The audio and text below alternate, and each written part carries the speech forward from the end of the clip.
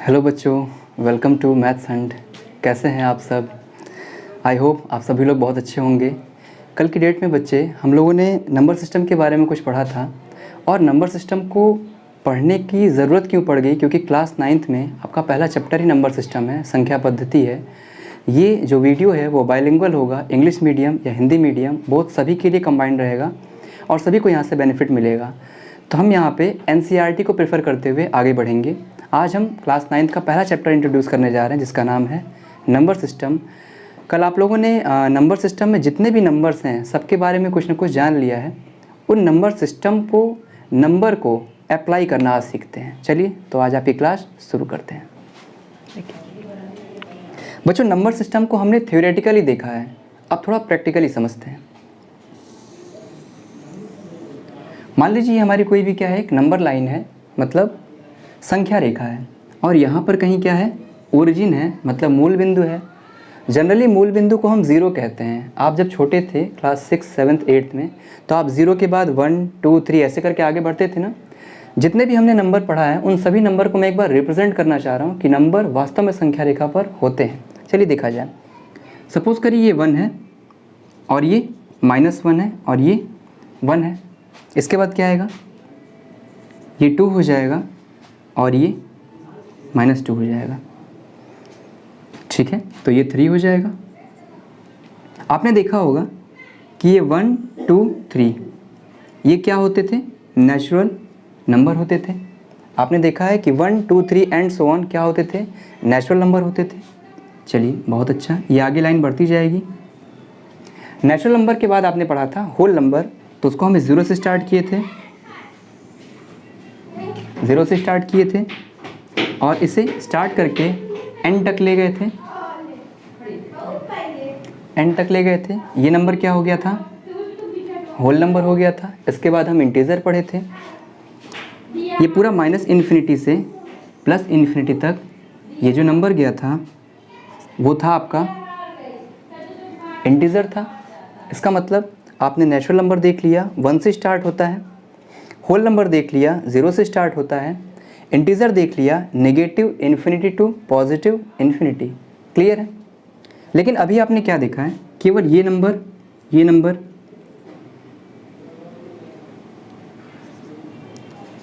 आपने भी circular mark reason को ही देखा है, लेकिन इसके बीच में भी तो कुछ नंबर आते थे, इसके बीच में भी तो कुछ नंबर आते थे।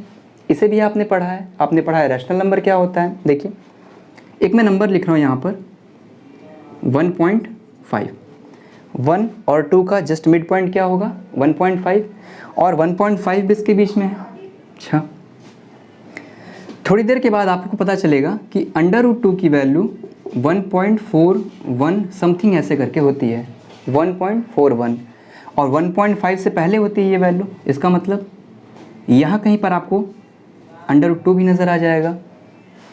तो यहाँ से ये पता चल रहा है कि जो हमारी नंबर लाइन है वो पूरी तरीके से भरी हुई है, जिसमें ये आपका क्या है, इर्रेशनल है। ये जो नंबर है आपका रैशनल है, और बाकी आप जानते ही हैं नेचुरल नंबर, होल नंबर और इंटीजर। इस तरीके से आप नंबर लाइन पे हर एक नंबर को रिप्रेजेंट कर सकते हैं। चलिए आगे बढ़ते हैं।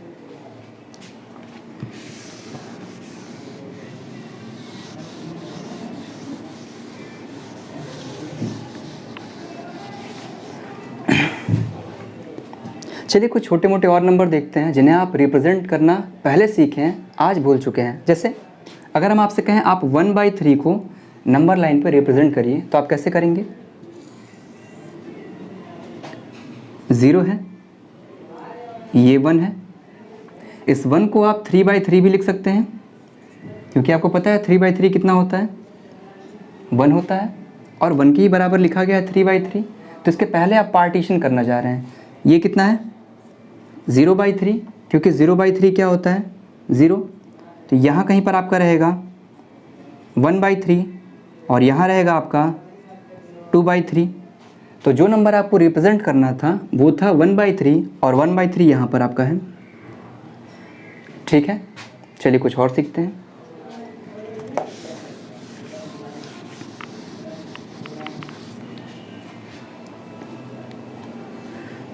2 2/9 को रिप्रेजेंट करना है, इसे रिप्रेजेंट करते हैं। इसका मतलब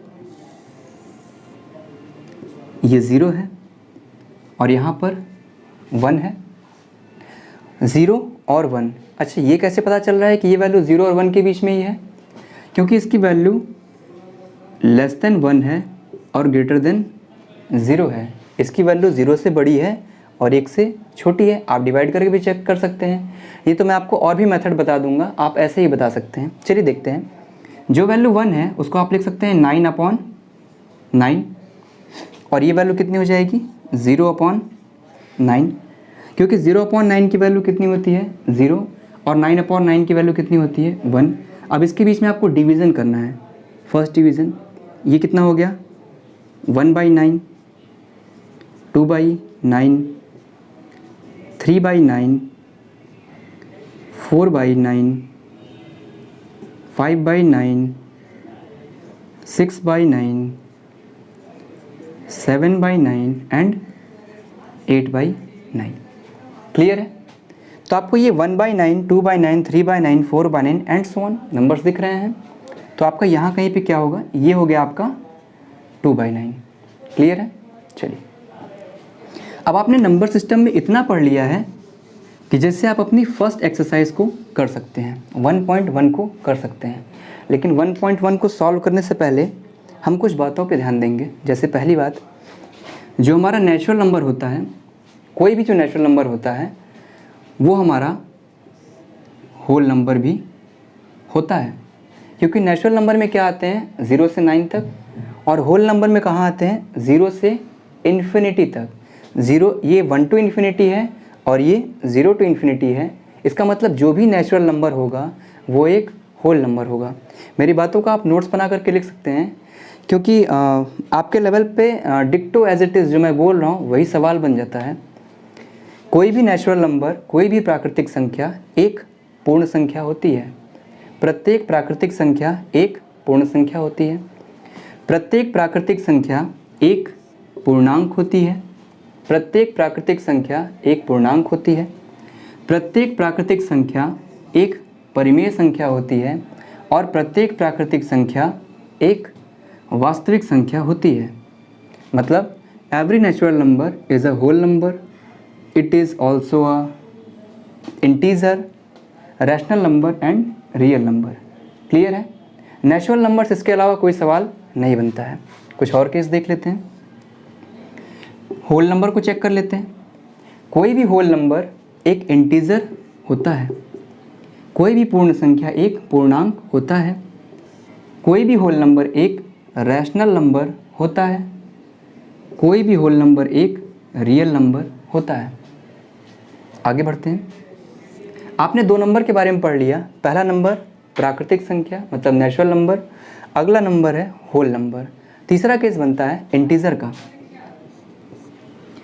प्रत्येक इंटीजर एक रैशनल नंबर होता है, प्रत्येक इंटीजर एक रियल नंबर होता है। मतलब कोई भी पूर्णांक एक परिमेय संख्या होती है और प्रत्येक पूर्णांक एक वास्तविक संख्या होती है। चलिए आगे बढ़ते हैं।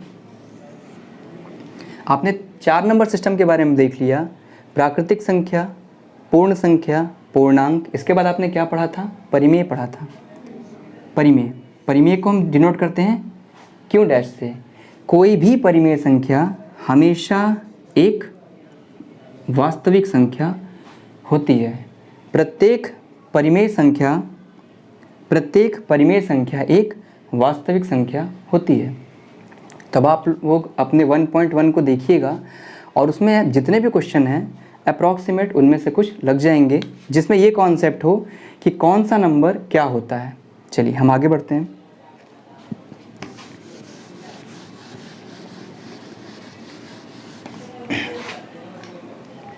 अब एक कॉन्सेप्ट आता है, जैसे ये 1 है, ये 2 है। 1 और 2 के बीच में कितनी संख्याएं हैं? 1 और 2 के बीच में कितनी संख्याएं हैं? अगर बात हम नंबर लाइन की करें, संख्या रेखा की बात करें, तो 1 और 2 के बीच में अनंत संख्याएं हैं। कितनी संख्याएं हैं? अनंत संख्याएं हैं। और ये जो अनंत संख्याएं हैं, इन अनंत संख्याओं में, इनफाइनाइट नंबर में इनफाइनाइट रैशनल नंबर भी हैं और इनफाइनाइट इरेशनल नंबर भी हैं। तो सवाल पूछा जा सकता है 1 और 2 के बीच में 5 या 6, 10, 100, 200, 1000 कितनी भी संख्याएं निकालिए। तो मैं आपको कुछ संख्याएं निकाल के दिखाता हूँ। चलिए पहला मेथड, 1 और 2 के बीच में हमें कुछ संख्याएं निकालना है, हम निकालते हैं। एक बात पता है कि ये जो पॉइंट है वो 1.5 है और इन दोनों का मिड पॉइंट है, इन दोनों का मध्य बिंदु है। और ये मध्य बिंदु कैसे आया होगा 1 + 2/2। मतलब अगर ये नंबर कोई A है और ये नंबर कोई B है तो इसके बीच का एक पॉइंट मिलेगा, A और B का बीच का एक पॉइंट C मिलेगा।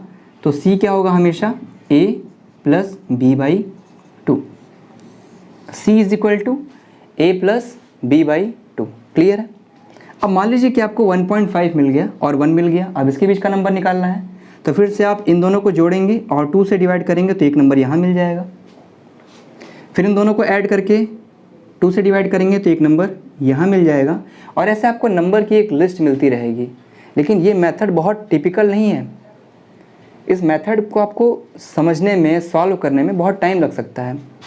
चलिए समझते हैं दूसरा तरीका।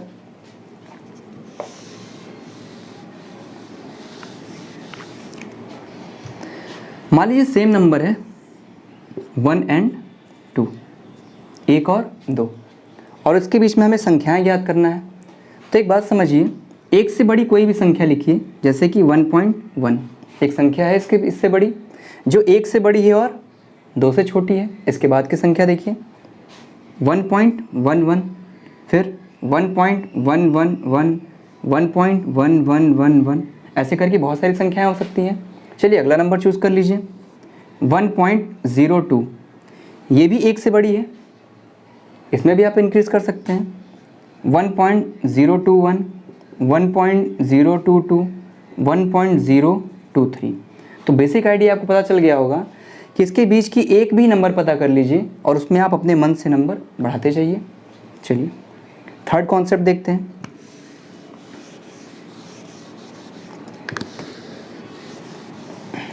अगर नंबर आपका फ्रैक्शन में है तो क्या करेंगे। सपोज करिए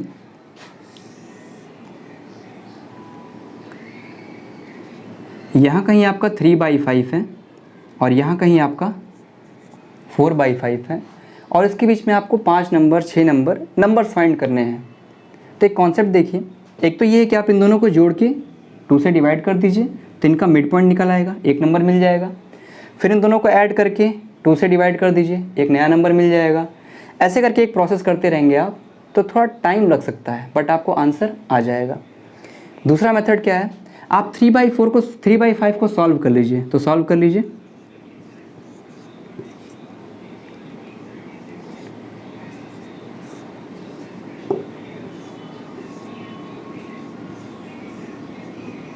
क्लियर। इसका मतलब जो 3/5 है उसकी वैल्यू 0.6 है। इसी प्रकार से 4/5 की वैल्यू आइडिया लगाइए 0.8। Very good. चलिए तो ये वैल्यू जो है वो 0.6 है, ये वैल्यू 0.6 है और ये वैल्यू 0.8 है।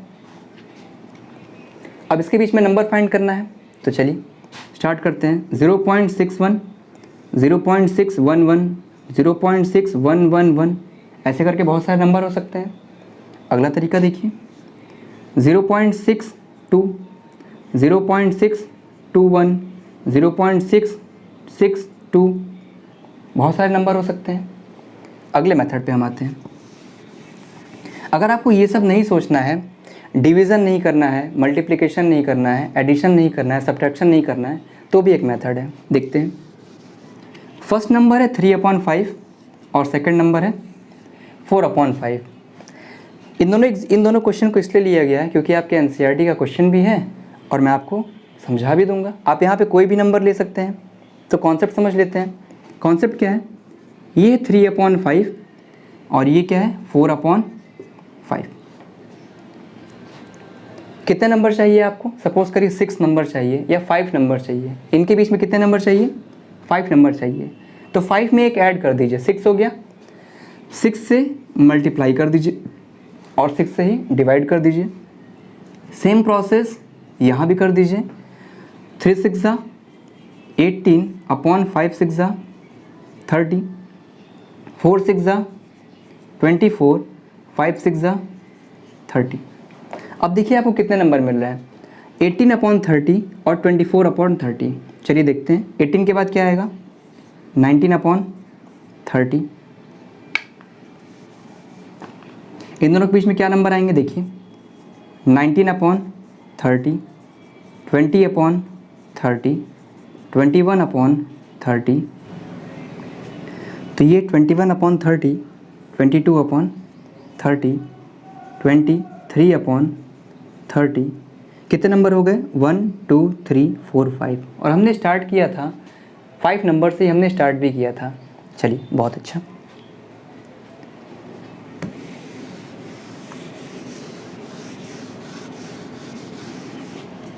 अच्छा, क्या हो जब अंश और हर में से हर अलग हो, जैसे यहाँ क्या था 3 अपॉन 5 और 4 अपॉन 5 था।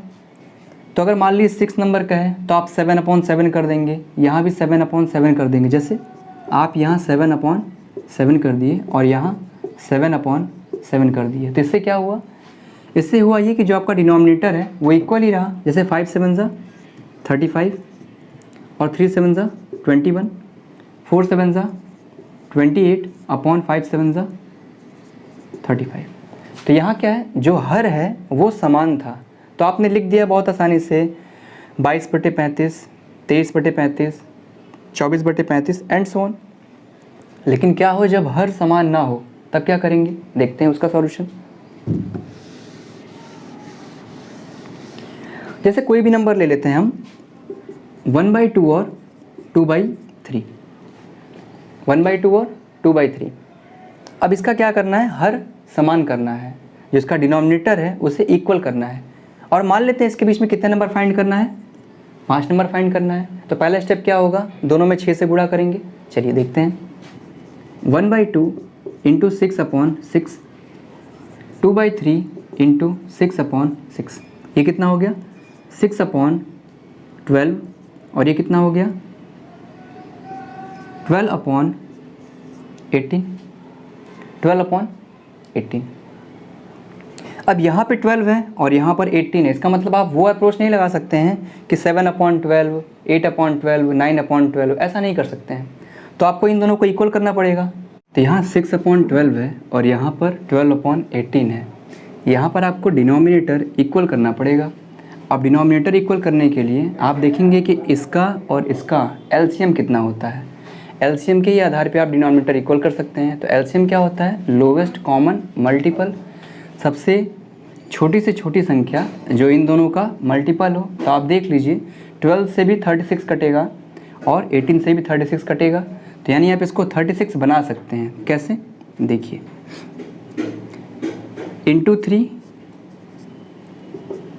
इंटू 2/2, तो ये वैल्यू कितनी आ जाएगी, ये हो जाएगा 18/36 और ये हो जाएगा 24/36।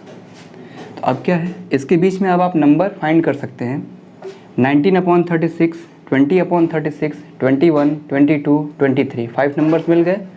और हम 5 नंबर्स को ही लेकर के चले थे। लेकिन क्या होगा अगर ये बोल दे कि इसके बीच में 100 नंबर, 50, 200 ऐसे नंबर फाइंड करना है, तो अगेन आप इसे मल्टीप्लाई कर सकते हैं। देखिए 18/36 इंटू 10/10, ये हो जाएगा 24/36 इंटू 10/10। ये वैल्यू कितनी आ गई, ये हो गया 180/360, ये हो गया 240/360। इसका मतलब अभी आपके पास चॉइसेस बढ़ गई हैं, 181/360, 182, 183, 184 एंड सो ऑन टू 39/360। मतलब कितने नंबर इसके बीच में मिल गए आपको, 59 नंबर्स मिल गए। ऐसे ही बोल सकता है इसके बीच में 100 नंबर्स फाइंड करिए, जो कि नहीं बोला जाएगा। तो फिर आप क्या करेंगे, इंटू 10/10 इंटू 10/10। तो मुझे लगता है आप लोगों को ये प्रोसेस क्लियर हो गया है। चलिए आगे बढ़ते हैं।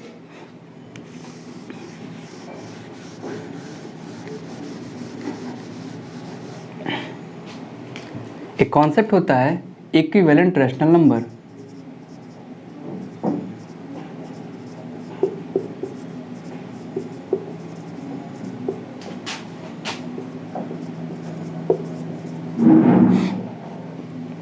समतुल्य परिमेय संख्या, समतुल्य परिमेय संख्या। देखिए ध्यान से, यहाँ 0 है, यहाँ 1 है, इसका जस्ट मिड पॉइंट क्या होगा 0 + 1/2, यानी कितना हो गया 1/2। यहाँ कहीं आपको मिलेगा 1/2, लेकिन अगर नंबर थोड़े बदले हों जैसे 2/4, 4/8, 8/16, ये सब नंबर कहाँ रिप्रेजेंट करेंगे? इनको रिप्रेजेंट करने के लिए ही एक कॉन्सेप्ट आता है इक्विवेलेंट रैशनल नंबर। आप देखेंगे कि ये जितने भी नंबर हैं सभी इक्वल हैं, और सभी इक्वल किसके हैं 1/2 के इक्वल हैं। कैंसिल करके देख लीजिए 1/2, 1/2, 1/2। तो आप कैसे पहचानेंगे कि ये भी 1/2 को रिप्रेजेंट करेगा, ये भी 1/2 को रिप्रेजेंट करेगा, और ये भी? इसके लिए क्या करेंगे, आप इसको कैंसिल करना स्टार्ट करेंगे और इसकी क्या करेंगे, इसकी लोवेस्ट फॉर्म को लाएंगे। देखिए इसके बाद ये कैंसिल नहीं होगा, इसका मतलब आप एक ऐसे स्टेज पे पहुंचेंगे जहां पर 1 और 2 का HCF 1 आ जाए, जहां पर 1 और 2 का HCF 1 आ जाए। क्लियर है? इतनी बातें समझ में आ रही है? चलिए आगे बढ़ते हैं। अच्छा, यहाँ पे इन दोनों का HCF कितना है? 2 और 4 का HCF कितना है? 2 है। 4 और 8 का HCF कितना है? 4 है। 8 और 16 का HCF कितना है? 8 है। HCF का मतलब हाईएस्ट कॉमन फैक्टर, मतलब महत्तम समापवर्तक। चलिए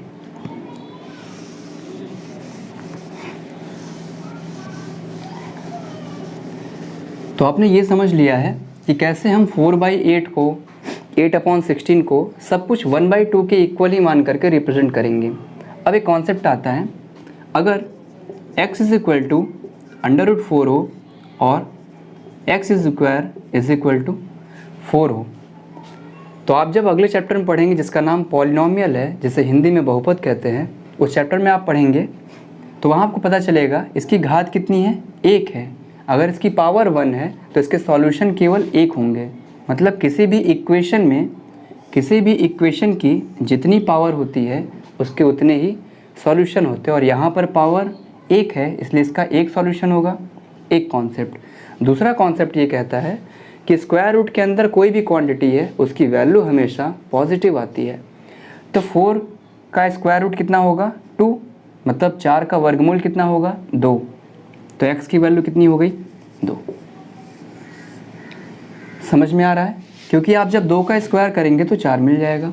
यहाँ देखिए, अगर हम पॉलिनोमियल का कॉन्सेप्ट देखें, बहुपद का कॉन्सेप्ट देखें, तो यहाँ पर x की पावर 2 है, x की पावर 2 है, इसका मतलब इसके 2 हल मिलने चाहिए, 2 सॉल्यूशन आने चाहिए। देखते हैं कैसे आते हैं। x = ±√4, एक वैल्यू पॉजिटिव और एक वैल्यू नेगेटिव। यहाँ से ये पता चल रहा है कि इसके 2 सॉल्यूशन हैं, एक पॉजिटिव है और एक नेगेटिव है। और हमने आपको बताया है कि √4, 4 का जो स्क्वायर रूट होता है वो हमेशा पॉजिटिव होता है और किसके बराबर होता है 2 के बराबर होता है। तो ये वैल्यू हो गई x = ±2। क्लियर है? आप यहाँ चेक कर सकते हैं, 2 रखेंगे तब भी 2 का स्क्वायर करेंगे 4 आ जाएगा, और -2 रखेंगे तब भी -2 का स्क्वायर करेंगे तो 4 आ जाएगा। चलिए आगे बढ़ते हैं।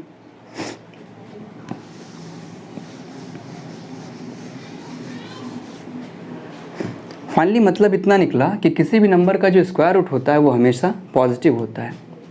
अगर बात की जाए √2 की, तो आपने इस आप √2 के बारे में जानते हैं, ये क्या है, एक अपरिमेय संख्या है, मतलब इरेशनल नंबर है। आप देख भी सकते हैं √2 को लिखा जा सकता है √2/1, और ये हो गया P/Q की वैल्यू 1 है जो कि 0 नहीं है, और √2 और 1 दोनों इंटीजर नहीं है। जब दोनों इंटीजर नहीं है तो √2 इरेशनल नंबर होगा, रैशनल नहीं होगा। चलिए, लेकिन ये तरीका इसको प्रूफ करने का नहीं है कि √2 एक इरेशनल नंबर है। प्रूफ करने का मेथड आपको क्लास 10th में बताएंगे। अभी के लिए क्या है, हमने आपको बताया था कि जितने भी नंबर्स होते हैं वो सभी नंबर लाइन पर रिप्रेजेंट किए जा सकते हैं, तो √2 भी कहीं ना कहीं रिप्रेजेंट होना चाहिए। चलिए इसे रिप्रेजेंट करना सीखते हैं। ये 0 है, 1 है, 2 है। ये एक नंबर लाइन है जिस पे 0 भी है, 1 भी है, 2 भी है, 3 भी होगा, 4 भी होगा, 1.5 भी होगा, सभी नंबर्स होंगे।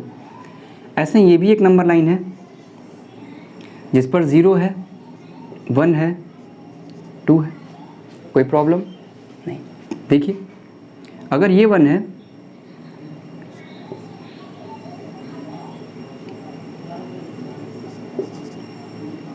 चलिए, अगर ये 1 है तो ये डिस्टेंस कितनी हो जाएगी? 1 है, क्योंकि ये डिस्टेंस कितनी है तो ये डिस्टेंस कितनी हो जाएगी? तो ये डिस्टेंस कितनी हो जाएगी? 1, क्योंकि इसी के इक्वल है तो ये 1 हो गया। अगर हम इस डिस्टेंस की बात करें, सपोज करिए ये कोई पॉइंट P है, अगर हम OP की बात करें तो OP कितना हो जाएगा? इसके लिए पहले ये जानना पड़ेगा कि राइट एंगल ट्रायंगल की प्रॉपर्टी क्या होती है। देखिए अगर कोई भी एक राइट एंगल ट्रायंगल है जिसका एक एंगल 90 डिग्री है, एक एंगल 90 डिग्री है, यहाँ पर ज़रूरी नहीं कि आप इस 90 डिग्री को लिखिए, क्योंकि अगर आपने स्क्वायर एंगल कहीं भी बना दिया है तो राइट एंगल को ही शो करता है। मान लीजिए ये A है, ये B है और ये C है, तो आपका फॉर्मूला बनता है AB square is equal to BC square plus CA square. किसी भी राइट एंगल ट्रायंगल में ये कंडीशन होल्ड होती है। तो अगर ये 1 है, ये 1 है, तो ये डिस्टेंस कितनी हो जाएगी? ये हो जाएगी अंडर रूट में 1 का स्क्वायर प्लस 1 का स्क्वायर, दैट इज़ 1 प्लस 1, और ये हो गया 2। यानी ये डिस्टेंस कितनी हो गई? Under root 2।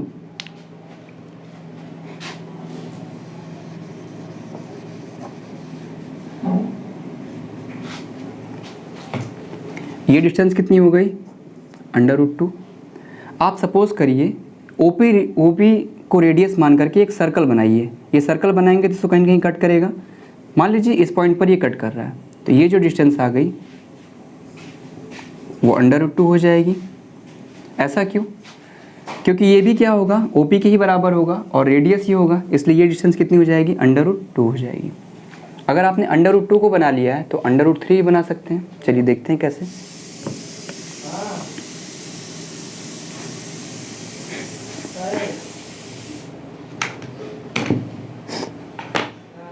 चलिए रूट 3 को रिप्रेजेंट करते हैं। ये डिस्टेंस कितनी हो गई है? रूट 3 हो गई है। और अगर हम फिर से देखेंगे तो ये डिस्टेंस फिर से आपको 1 ही मिलेगी, क्योंकि ये अभी भी 1 के बराबर है। अब इन दोनों पॉइंट को मिला दीजिए। ये रूट 2, ये 1, और इस डिस्टेंस को फाइंड करना है। अब चलिए इसको फाइंड करते हैं। इसको पॉइंट को मान लीजिए क्यों। ये कितना हो जाएगा? अंडर रूट 2 का होल स्क्वायर प्लस 1 का स्क्वायर, और ये कितना हो गया? अंडर रूट में 2 प्लस 1, ये कितना हो गया? अंडर रूट में 3। अब अगर आप इसको रेडियस मान करके यहाँ एक इंटरसेक्ट करेंगे तो ये डिस्टेंस कितनी हो जाएगी? ये हो जाएगी अंडर रूट में 3। यहाँ से ये पता चल रहा है कि आप सभी नंबर्स को फाइंड कर सकते हैं, square root of 2, square root of 3, square root of 4। Clear है? एक चीज़ और पता चल रही है कि अगर आपको अंडर रूट में 3 की वैल्यू पता करना था तो पहले आपको अंडर रूट में 2 की वैल्यू गिवन होना चाहिए। आपने इसी की हेल्प से निकाला है।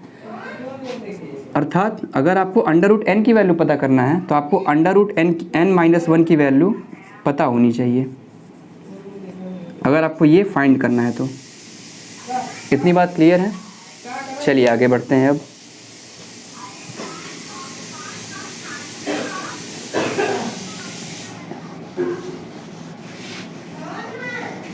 प्रश्नावली पे आते हैं। एक्सरसाइज 1.2, इसमें पहला क्वेश्चन है, जितनी भी अपरिमेय संख्याएं हैं वो सभी एक वास्तविक संख्याएं हैं। तो बच्चों हमने आपको बताया था जितने भी रियल नंबर होते हैं, जितने भी रियल नंबर मतलब जो वास्तविक संख्याएं होती हैं उसमें 2 होती हैं। पहला रैशनल नंबर और दूसरा इरेशनल। पहला होता है रैशनल नंबर और दूसरा इरेशनल नंबर। तो क्वेश्चन है, क्या सभी अपरिमेय संख्याएं एक वास्तविक संख्या हैं? हाँ, तो बिल्कुल सही बात है, क्योंकि इरेशनल और रैशनल से मिल करके क्या बनता है? रियल बनता है। रैशनल और इरेशनल से मिल करके रियल बनता है। इसलिए जितने भी अपरिमेय संख्याएं होती हैं वो सभी एक वास्तविक संख्याएं होती हैं। चलिए आगे बढ़ते हैं।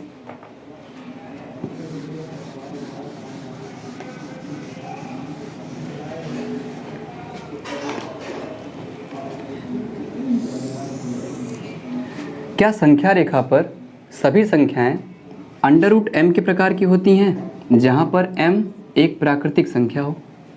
क्या संख्या रेखा पर सभी संख्याएं अंडर रूट m के प्रकार की होती हैं?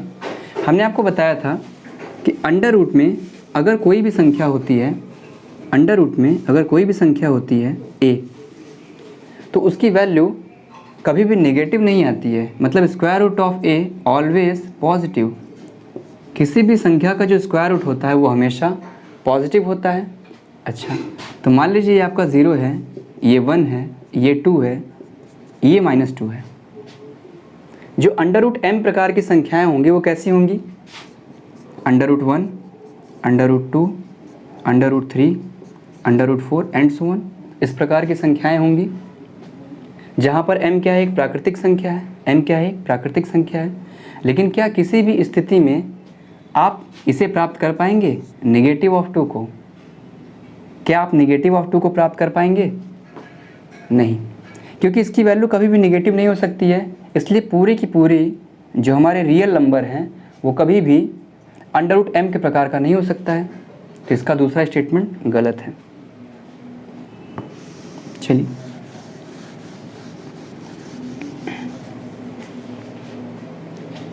क्या सभी वास्तविक संख्याएं एक अपरिमेय संख्या है?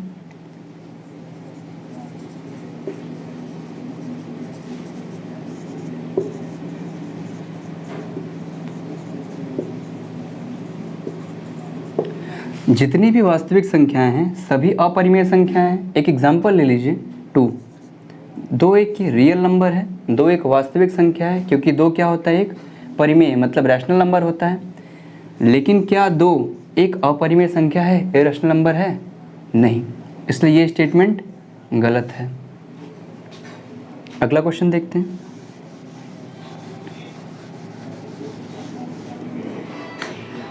किसी भी नंबर लाइन पे अंडर रूट 5 को रिप्रेजेंट करना है, अंडर रूट 5 को नंबर लाइन पे दिखाना है। तो मैंने आपको बताया था अगर आपको अंडर रूट n को दिखाना है तो उसके पहले आपके पास अंडर रूट n-1 होना चाहिए, यानी कि अंडर रूट 5-1, यानी कि अंडर रूट 4 होना चाहिए।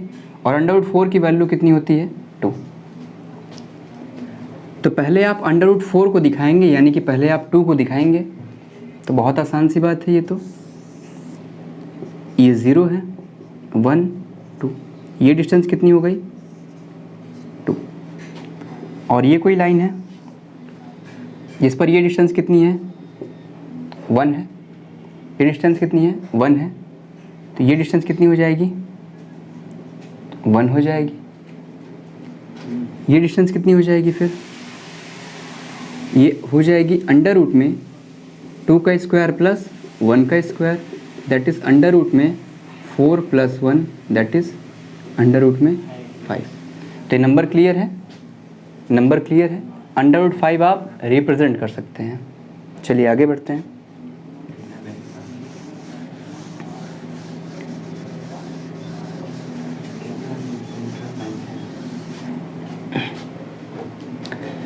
अगर कोई भी नंबर पॉजिटिव है, अगर कोई भी नंबर पॉजिटिव है और वो अंडर रूट m टाइप का है, कोई भी पॉजिटिव नंबर जो square root of m type का है, तो क्या वो सभी स्क्वायर रूट m एक अपरिमेय होगा? एक अपरिमेय होगा? अगर नहीं तो इसका एक एग्जांपल दे लीजिए। जैसे 2 एक पॉजिटिव नंबर है और अंडर रूट 2 एक अपरिमेय है,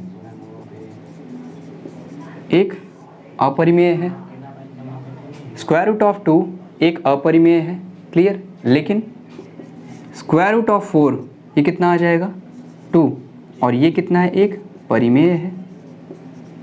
इसका मतलब कोई ज़रूरी नहीं है कि स्क्वायर रूट ऑफ m, जहाँ पर m कोई पॉजिटिव नंबर है, वो हमेशा एक परिमेय नंबर आ जाए, ऐसा कोई ज़रूरी नहीं है। ठीक है, इसका मतलब ये भी स्टेटमेंट गलत है। चलिए अपने लास्ट क्वेश्चंस पे आते हैं। इसमें आपको बताना है square root spiral. Square root spiral इसका मतलब होता है वर्गमूल सर्पिल। वर्गमूल सर्पिल। चलिए इसे समझते हैं। मान लीजिए ये पॉइंट O है, ये P1 है, इसकी डिस्टेंस 1 है, और ये पॉइंट P2 है, ये परपेंडिकुलर है और इसकी डिस्टेंस 1 है। तो ये डिस्टेंस कितनी हो जाएगी? अंडर रूट में 1 का स्क्वायर प्लस 1 का स्क्वायर यानी स्क्वायर रूट ऑफ 2। इतनी बात समझ में आ रही है? चलिए मान लीजिए कि ये परपेंडिकुलर है और ये डिस्टेंस 1 है, तो ये डिस्टेंस कितनी हो जाएगी?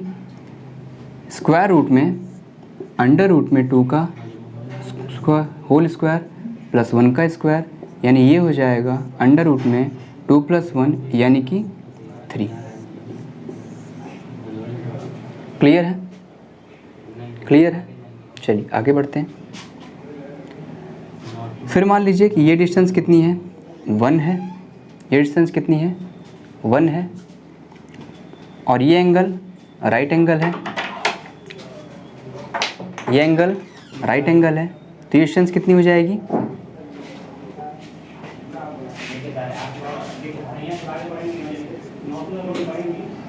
ये हो जाएगा अंडर रूट में √3 का स्क्वायर और प्लस 1 का स्क्वायर यानी कितना हो गया?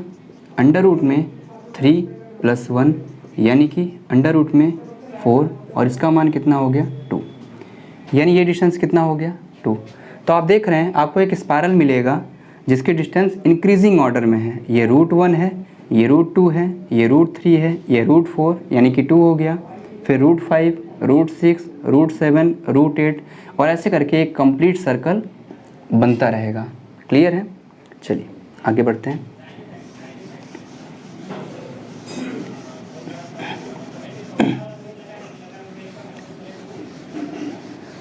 बच्चों आज आपकी एक्सरसाइज यही कंप्लीट होती है।